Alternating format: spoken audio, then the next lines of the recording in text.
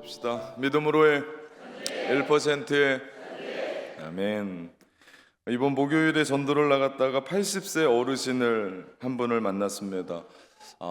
배움도 꽤 있는 것 같고 국내의 굵직한 기업에서 중역의 역할까지 맡았던, 그리고 취미가 음악으로 참 고상한 취미를 갖고 계신, 그 당시에 이 정도 살았으면 잘 살았겠다라고 하는 분을 만났습니다. 그런데 복음을 전하는데 이분이 기독교에 대해서 반대하진 않는데 또 믿지는 않는 겁니다. 그리고 기독교에 대해서 용어나 여러 가지를 참 많이 아는데 또 한편으로 치우친 오해도 많이 가지고 있었습니다. 그리고 놀라운 사실은 가족 중에 동서남편이 목사인데 자기를 전도하다가 포기를 했다라고 얘기하면서 계속해서 옛날 얘기를 하는 겁니다. 궁금한 것도 많았고, 그러면서 당신은 죽음이 무섭지 않고 죽음은 끝인데 무슨 복음이 필요하고 천국이 필요하고 왜 자꾸 나에게 교회를 나오라고 하는지 모르겠다라고 이야기를 하는 겁니다. 그 시간이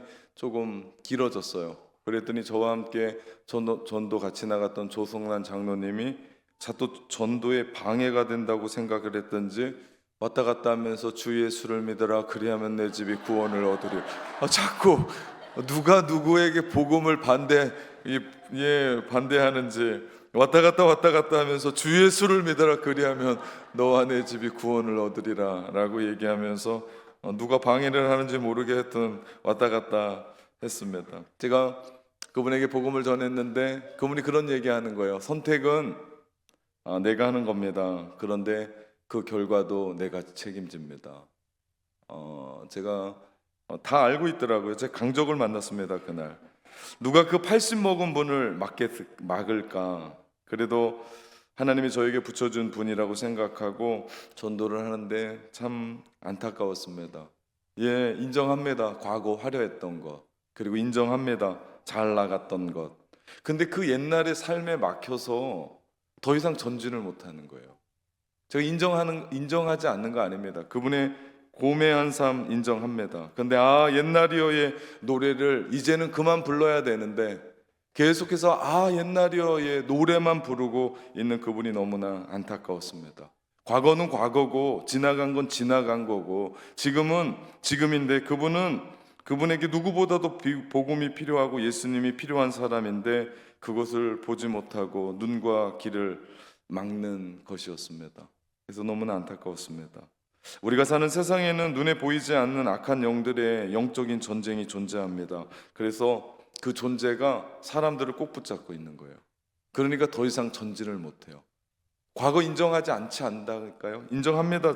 그리고 잘 살았다라고, 열심히 살았다고 박수 쳐주고 훌륭했다라고 얘기까지 합니다. 근데 지금은 그거에 꼭 붙잡혀서 아무런 삶을 살지 못하는, 실제로 계시록 11장 9절에 보니까 12장 9절에 큰 용이 내쫓기니 곧 옛 뱀 곧 마귀라고도 하고 사탄이라고도 하며 온 천하를 꾀하는 자라 그가 땅으로 쫓기니 그의 사자들도 그와 함께 내쫓기니라 말씀합니다. 마귀라고도 말하고 사탄이라고 말하는, 다른 명칭으로는 바알세불 벨리알 계명성이라고 하는, 에베소서의 표현으로 말하면 공중의 권세 잡은 자라고도 얘기합니다.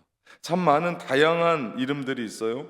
왜 그렇게 다양하냐면 우리의 인생을 다양하게 유혹하고 우리 인생을 다양하게 힘들게 하기 때문입니다. 그리고 그 세력들이 우리를 끊임없이 유혹합니다. 그래서 오늘 본문 에베소서 6장 12절에 보니까 이런 말을 합니다. 우리의 씨름은 혈과 육을 상대하는 것이 아니요 통치자들과 권세자들과 이 어둠의 세상 주관자들과 하늘에 있는 악한 영들을 상대함이라 말씀합니다. 이 말씀을 유진 피터슨의 메시지 성경으로 보면 이렇게 써 있어요. 이 싸움은 지구전 곧 마귀와 그 수하들을 상대하는 끝까지 싸우는 사느냐 죽느냐의 싸움입니다 라고 번역을 해놨더라고요. 다시 말하면 쉽지 않은 전쟁, 그리고 쉽게 끝낼 수 없는 전쟁이라고 말하는 겁니다. 우리 신앙생활에는 대적이 존재해요. 하나님만 계시면 얼마나 좋겠습니까? 그런데 우리를 무기력하게 하고 우리를 유혹하고 우리를 힘들게 하는 사단 마귀가 분명히 존재합니다. 요즘은 사단이 똑똑해져서 예전엔 교회 가는 걸 막았어요. 근데 교회는 가래요. 근데 듣진 말래요. 교회는 가래요. 가서 싸우고 회방 놓고 투쟁하라고 얘기를 해서 교회가 지금 영적인 전쟁에 신음을 안고 있습니다. 이 사실을 우리가 보고 있는 철로역정에서도 확인할 수 있어요. 주인공 크리스천이 계속해서 천성을 향하여 나아가는데 정말 중요할 때마다 그를 붙잡아요. 발목을 붙잡아요. 이유는 더 이상 나가지 못하게, 더 이상 앞으로 전진하지 못하게 유혹하고 막습니다. 순례의 길, 주님을 따르는 길, 천성에 가지 못하도록 그 길을 막습니다. 우리 역시도 마찬가지예요. 교회 오는 거, 교회까지는 가라. 그런데 그 말씀이 내 안에 들리지 않고 또 내 마음 가운데 교회를 다니면서 계속해서 번민이 일어나고, 특별히 영적인 우리 행진을 하려고 하는 특별한 새벽 40일을 앞두고 나서는 우리 정말 영적인 전쟁으로 얼마나 치열한지 모릅니다. 이건 그냥 내가 나가냐 안 나가냐의 이야기가 아니라 사느냐 죽느냐의 이야기이기 때문입니다. 하나님 앞에 더 가까이 가지 못하도록, 하나님 앞에 은혜 받지 못하도록 예수 그리스도의 그 빛을 차단하고 어떻게 하면 막으려고, 주님을 위해 선한 일을 하려다가도 내 마음 가운데 말씀에 은혜 받고 내가 그렇게 해야겠다고 생각이 들었거든요. 뒤돌아서면서 바뀌어요. 하룻밤 자면 또 바뀌어요. 그 다음날 가면 아유 내가 뭘 하겠나 내 주제에, 나보다 더 잘 나가는 사람들이 있는데, 그러면서 철썩 주저앉는 이 모든 것이 영적인 싸움 아닙니까? 크리스천이 구도자에 머물러 있었을 때 십자가의 언덕으로 순례를 하려고 결단할 그때 그 중요한 순간에 따라 붙는 사람들이 있었습니다. 그가 고집이었어요. 고집은 이름 그대로 고집스럽게 세상으로 돌아가자고 크리스천을 유혹합니다. 아주 실질적으로 유혹해요. 고향에 있는 친구들과 편하게 살라고 왜 순례의 길을 떠나려고 하냐고, 왜 고생하냐고, 어디 가려고 하냐면서 고집은 순례자의 발목을 붙잡습니다. 크리스천을 말려요. 고집은 시작도 하지 못하도록 말리는 겁니다. 우리 주변에도 이런 사람들이 있어요. 교회 다니면서 신앙생활 시작하려고 할 때 처음부터 초치는 사람들이 있어요. 요즘 뭐 교회 분위기 별로 안 좋더만, 요즘 교회 욕도 많이 먹고 있더만, 뭐 굳이 교회를 다녀, 그냥 조용히 그냥 살면 되지. 그러면서 또 한 단계 더 나가 물귀신 작전을 합니다. 너 일요일마다 교회 다니면 나랑 친구 못 하는데, 여행도 못 가고 산도 가야 되는데 난 일요일밖에 없어, 네 마음대로 해 하면서 괜시리 으름장을 놓기도 합니다. 또 너 일요일마다 교회 다니고 교회에 매이고 봉사하고 헌금까지 해야 되는데 뭐 그런 짓을 하고 있어, 너 살기도 바쁘잖아, 정신 차려 라고 치고 들어올 때가 있습니다. 크리스천도 이런 말을 들었어요. 도대체 뭘 찾으려고 가족까지 버리고 가는 건데, 그것이 뭔데, 도대체 그것이 어떤 건데, 그냥 지금처럼 쭉 살아왔던 대로 살면 되는 것 아닌가 라고 유혹합니다. 가족은 주인공 크리스천에게는 아킬레스건과 같았어요. 물론 처음에는 가족을 설득했습니다. 전도하려고 그랬어요. 근데 가족이 말을 듣지 않는 겁니다. 안 됐습니다. 그래서 어떻게 할 수 없이 가족을 남겨두고 순례의 길을 떠날 수밖에 없었습니다. 안 그래도 가족이라는 그 마음이 불편했는데 이 가족을 놓고 가야 되나, 내가 정말 가는 게 맞나, 얼마나 많은 번민을 하고 얼마나 많은 생각을 했겠습니까? 가족을 외면한 것 같아서 마음이 아팠는데 사단은 무식하지 않아요. 아주 영특합니다. 악하면서도 영특해요. 그러면서 그 크리스천의 마음을 후벼 파요. 그러면서 흔들립니다. 이 대목에서 사실은 우리도 책을 읽어가면서 의구심이 드는 것이 사실입니다. 가족까지 버리고 순례의 길을 가는 거 맞나? 꼭 그렇게 해야 되나? 우리 식으로 말하면 가족이 다 반대하는데 교회 가야 되나? 가족이 저렇게 다 반대하는데 좀 기다려주면 안 되나? 라고 하는 의구심이 들 때가 있습니다. 여러분, 이럴 때 어떤 생각이 듭니까? 좀 천천히 갈까요? 아니면 가족과 보조를 맞추는 게 좋을까요? 아니면 교회 출석을 좀 미루는 게 나을까요? 철로 역정을 보다 보면 주인공 크리스천은 어떤 의미에서 가족을 버린 무책임한 가장처럼 보이기도 합니다. 하지만 크리스천은 결국 가족 구원의 역사를 이루어내요. 사도행전 16장 31절 주 예수를 믿으라 그리하면 너와 내 집이 구원을 받으리라. 이 약속의 말씀이 그 크리스천으로 말미암아 성취가 됩니다. 홀로 쓸쓸히 이 순례의 길을 걷고 반복적으로 불신의 가족에 대한 책임을 느끼는 분이 혹시 이 자리에 있다면, 예배하는 분이 있다면 저는 그 분들을 응원합니다. 지금 잘하고 계신 거예요. 끝까지 가야 됩니다. 그때 주님은 여러분의 가정을 구원의 길로 이끄실 줄 믿습니다. 제가 철이 들고요, 동생이랑 신앙생활 올곧게 하면서 저희 외가의 가족들이 크거든요. 근데 어느 날 외갓집에 나이가 들어서 한국에 들어와서 갔더니 거실에 크나큰 그림들, 아니 사진들이, 가족 사진들이 있는 거예요.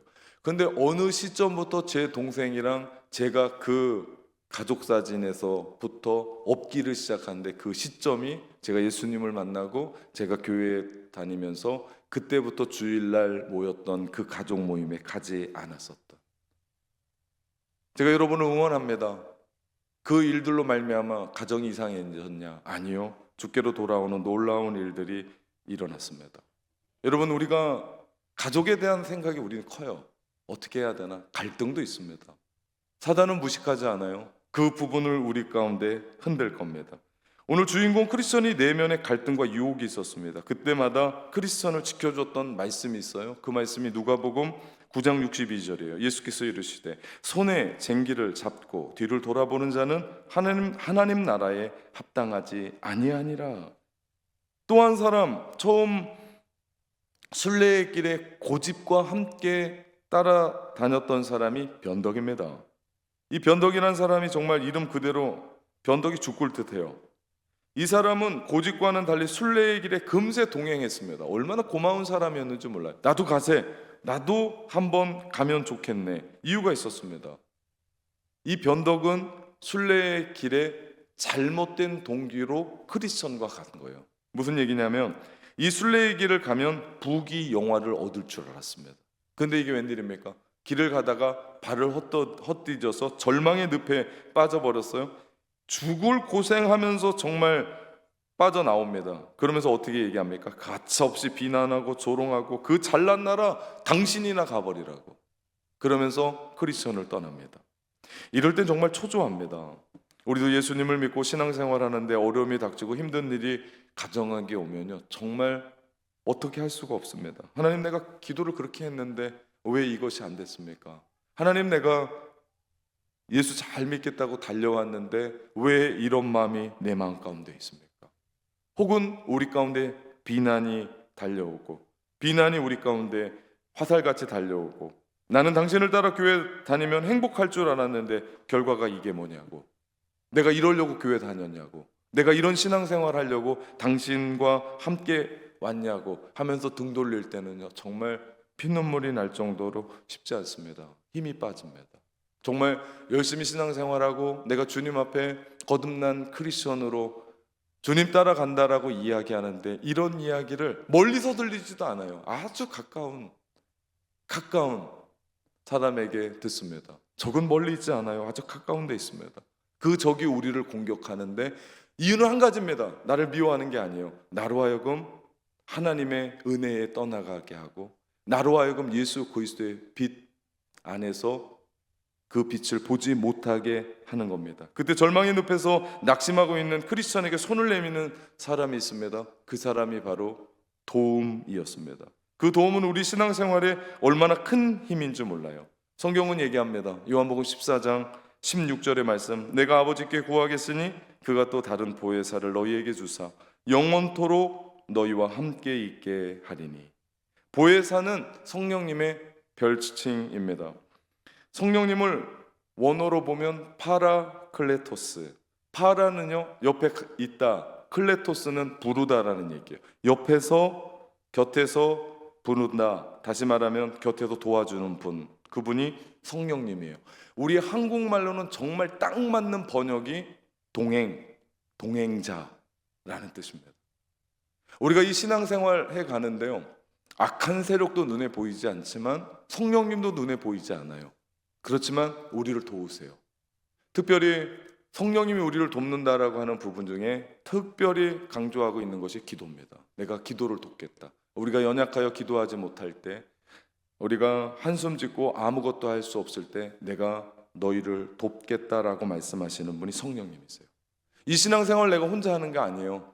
성령님이 우리와 함께 계십니다. 또한 성령님이 나와 함께한 동료들을 통해서 우리를 도와주세요. 우리와 함께 하세요. 함께 가자라고 손을 붙잡고 우리를 이끌고 함께하는, 그렇기 때문에 믿음의 공동체와 함께 있고요, 낙원 공동체와 같이 좋은 사람들과 함께 있는 것, 여러분 복인 줄 믿습니다. 우리가 함께 그렇기 때문에 웃으면서 이끌어가는 거예요. 여러분 혼자는 못해요. 특별한 새벽 40일 목사 혼자 하겠습니까? 아니요. 우리 모두가 함께 하는 거예요. 함께 이끌어가고 함께 격려해주고 함께 응원해주고 그러면서 박수 쳐주고 보면 웃어주고, 이런 일들이 우리 가운데 얼마나 큰 일인지 모릅니다. 힘들 때 있어요. 어려울 때 있습니다. 신앙생활하다 보면 믿음이 아무리 좋아도 포기하고 싶을 때, 절망이 앞을 가릴 때, 그 절망의 늪에 있을 때 우리를 돕는 분 계신데, 믿음의 눈을 뜰 때 우리를 돕는 분 성령님, 그분이 약속하십니다. 요한복음 14장 18절, 내가 너희를 고와 같이 버려두지 아니하고 너희에게로 오리라. 주님이 우리와 늘 함께 하세요. 그렇기 때문에 어려울 때마다 우리가 더듬어 찾아야 될 분이 성령님인 줄 믿습니다. 우리가 인식하고 영의 눈을 뜨고 바라봐야 될 분이 성령님인 줄 믿습니다. 우리 옆에서 내 손 내밀어 주시고 도와주시는 분 성령님과 함께 이 순례의 길 가는 거예요. 끝까지 가는 겁니다. 가다 멈추면 안 돼요. 끝까지, 천성에 이를 때까지 끝까지 가야 됩니다. 우리 지난 시간 우리 설령옥정을 보면서 십자가의 언덕까지 올라갔고 그가 구원의 담을 타고 가면서 그 길을 모두 건너가면서도 그곳에서 넘어졌던 사람들을 우리는 봅니다. 눈을 뜨고 우리가 끝까지 이 순례의 길을 걸어가야 됩니다. 가면 갈수록 우리 가운데 영적인 싸움이 없느냐? 아니요. 계속해서 영적인 전쟁은 시작되고 유혹은 계속됩니다. 그때 우리가 기억해야 될 것은 순례의 길을 걸어가다가 크리스천이 만난 또 한 사람이에요. 그 사람은 세속 현자였습니다. 죄의 짐을 무겁게 지고 가는데 세속 현자가 나타나더니 뭘 그렇게 무겁게 지고 가냐, 내가 이 짐 쉽게 벗는 길을 알려주겠다고 이야기하면서 정도로 가고 있었는데 도덕이라는 길을 알려주고, 도덕이라는 길을 가다 보면 율법주의라고 하는 선생님이 나타날 텐데 그에게 도움을 받으라고 이야기를 합니다. 처음엔 그 길이 신앙의 길인 줄 알았어요. 그런데 그 길을 걸어갔더니 신앙의 길은 아닙니다. 이런 유혹은 처음부터 노골적이진 않아요. 신앙을 등지도록 하지는 않습니다. 그러나 서서히 감각이 식게 되고 전에 가졌던 예수 그리스도로 말미암아 구원의 희망, 구원의 역동성, 우리 마음 가운데 있던 기쁨이 식상해지고 헌신이 사라지고 형식만 남도록 만드는 것이 바로 이런 신앙생활입니다. 이러다 보면 신앙이 탈선해요. 오늘 이 이야기를 본문에 보면 마귀의 관계라고 얘기합니다. 에베소서 6장 11절, 마귀의 관계를 능히 대적하기 위하여 하나님의 전신갑주를 입으라고 얘기합니다. 관계라고 하는 뜻은 방법이라는 이야기입니다. 방법. 다시 말하면 마귀는 수단 방법을 가리지 않고 온갖 것을 동원해서 우리가 바른 길 걸어가고 좁은 문 가고 좁은 길 걸어갈 때 방해합니다. 반드시 그래요. 잘해보라고 놔두는 건 아무것도 없어요. 우리가 특별한 새벽 40일 시작하면 우리는 긴장해야 돼요. 왜냐하면 하나님이 우리 가운데 은혜도 주시지만 우리 가운데 반드시 영적인 전쟁이 일어나기 때문에.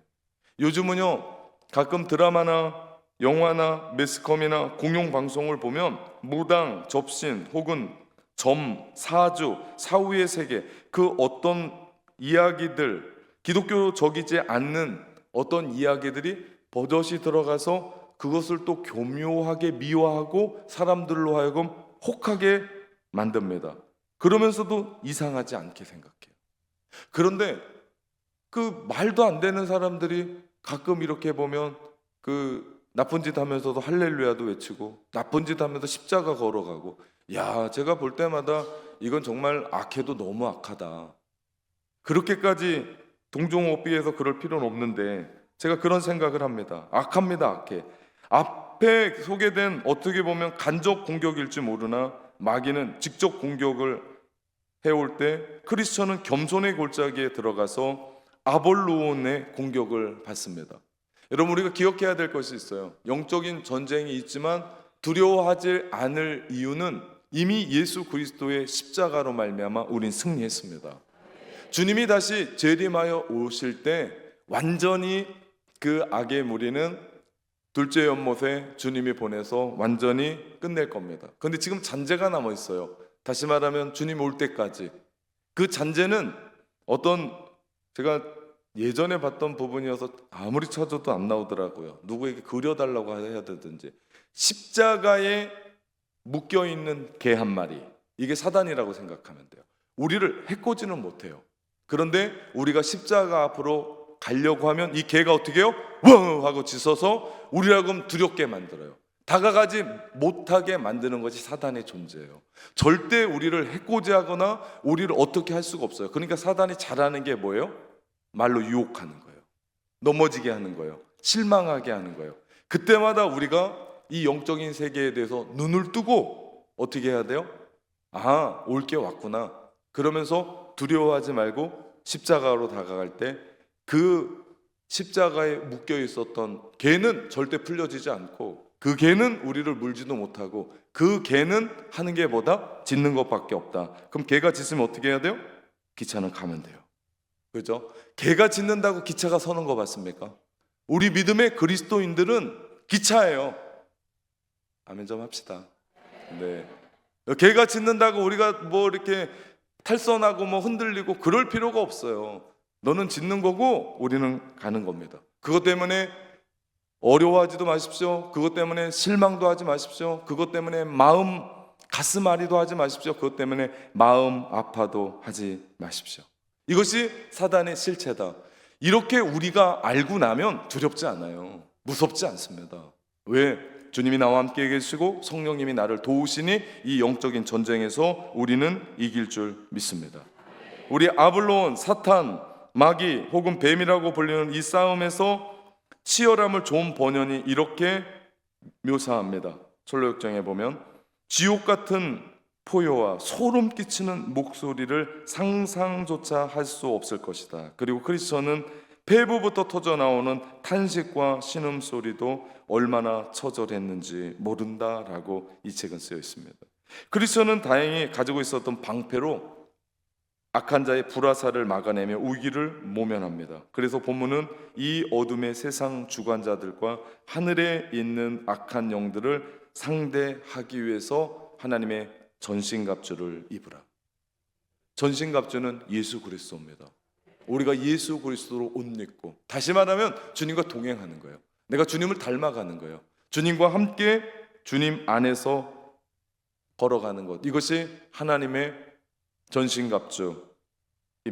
에베소 6장 16절 모든 것 위에 믿음의 방패를 가지고 이로써 능히 악한 자의 모든 불알사를 소멸하라고 말씀합니다. 믿음의 방패는 중요해요. 왜냐하면 수없이 막 돌아오거든요. 그때마다 우리가 계산할 수가 없어요. 어떻게 해요? 예수 그리스도 믿음으로 말미암아 막아내는 방패가 중요합니다. 워낙 공격이 거세서 크리스천도 상처를 입어요. 기진맥진합니다. 하지만 그 순간 하나님의 도우심으로 재빨리 검을 잡은 크리스천이 미가서 7장 8절을 인용한 후에 그 검으로 아볼로온의 몸속에 깊이 찔러 넣습니다. 미가서 7장 8절은 나의 대적이여 나로 말미암아 기뻐하지 말지어다. 나는 엎드려질지라도 일어날 것이요 어두운 데에 앉을지라도 여호와께서 나의 빛이 되실 것이미로다 하면서 말씀의 검, 성령의 검으로 그 아볼로온의 심장에 찔러 놓습니다. 이 말씀의 검에 치명상을 입은 아볼로온은 날개를 펴서 달아나 버립니다. 이처럼 말씀의 능력이 있어요. 그렇기 때문에 우리는 말씀으로 장착하고 말씀으로 살아갑니다. 우리 교회가 불 꺼지지 않는 교회, 두란노 소원으로 오시어 우리가 계속해서 하는 이유는 우리가 이 모든 것이 영적인 전쟁은 종합 전쟁이에요. 어떤 거 하나로 넘어지고 자시고가 아닙니다. 우리가 예배합니다. 우리가 찬양합니다. 우리가 말씀을 듣습니다. 우리가 말씀을 암송합니다. 말씀을 배웁니다. 그러면서 우리는 사단을 이겨낼 줄 믿습니다. 우리가 크리스천 철로역정의 크리스천처럼 매일매일 믿음의 방패에 말씀의 검으로 무장해야 돼요. 그래야 이 영적인 전쟁을 이깁니다. 중요한 건 영적인 전쟁이 있다라고 인식하는 게 중요해요. 이것도 모르는 사람이 있어요, 크리스천이? 아니요. 영적인 전쟁은 있다. 그렇지만 십자가에서 이미 끝났다. 내가 두려워할 필요는 없다. 사단은 우리를 유혹할 뿐이다. 나는 이길 수 있다. 주 예수 그리스도가 내 안에 계시다. 성령님이 우리를 도우신다. 이것이 정의예요. 그렇기 때문에 영적 전쟁은 이야기하지만 그거에 우리가 주눅들 필요도 없고 그것 때문에 우리가 무서워할 필요도 없다. 사단은 계속해서 우리를 유혹합니다. 이유가 있어요. 왜 그래요? 원래는 내 자식이었거든요. 사단이 부리고 사단이 원하는 죄의 종이었고 마귀의 종이었어요. 그러니까 마귀 짓하고 죄된 삶을 살아냈는데 언젠가 갑자기 미쳐서 교회 다니고 예수 믿더니 전과 같지가 않는 거예요. 내 말을 듣지 않는 거예요. 그러니까 사단이 어떤 마음이 들어요? 화딱지가 나고 뿔이 나죠. 그래서 어떻게 하는 거예요? 유혹하는 거예요. 공격하는 거예요. 에베소서 2장 3절. 전에는 우리도 다 그 가운데서 우리의 육체의 욕심을 따라 지내며 육체와 마음이 원하는 것을 하여 다른 이들과 같이 본질상 진노의 자녀였더니. 우리 모두가 그런 사람이었어요. 예수 믿기 전엔 우리 모두가 그런 사람이었습니다. 그래서 우리 마음 가운데는요, 죄의 본능이 있어요. 그래서 우리가 민감하게 죄를 바라보지 않고 우리가 영적인 신앙생활을 우리가 뒤처지잖아요. 그러면 여지없습니다. 우리는 죄의 본능으로 넘어져요. 우리는 그런 사람들이었어요. 그러니까 사단이 뿔이 난 거예요. 그래서 자꾸만 옛 생각하면서 옛 추억을 더듬으면서 죄에 빠지게 하는 거예요. 그러니까 누군가는 그 옛날 화려했었던 그 성공에 취해서 더 이상 못 나가게 해요. 이게 다인 거예요. 아니, 과거는 과거라니까요. 지금은 지금이라니까요. 지금은 우리가 어떠냐는 거예요. 지금 제가 만났던 설교 초두에 이야기했던 80세 그분, 너무 안타까웠어요. 정말 목포에서 자라서 목포가 난 인물 같은데 80대 되면서 그분을 알아주는 사람이 아무도 없어요. 예.